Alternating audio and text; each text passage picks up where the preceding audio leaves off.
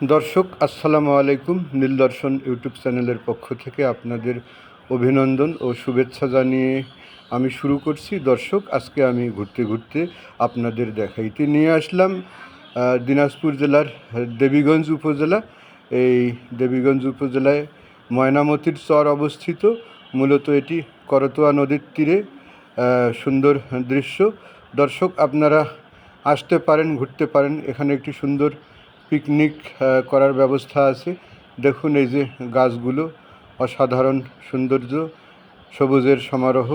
তো দর্শক, এই যে সামনে দেখতেছেন নদী, করতোয়া নদী। এখন বর্ষা মৌসুম, অবশ্য পানি একটা খুব বেশি নেই, বন্যা হয়ে গেছিলো, এখন নদীর পানি একটু কমে আছে। তো দর্শক, আপনারা দেখুন। চ্যানেলটি ভালো লাগলে অবশ্যই চ্যানেলটিতে সাবস্ক্রাইব করতে ভুলবেন না, লাইক কমেন্ট শেয়ার করবেন। তো দর্শক, পরবর্তী ভিডিওতে দেখা হবে ইনশাআল্লাহ। আল্লাহ হাফেজ।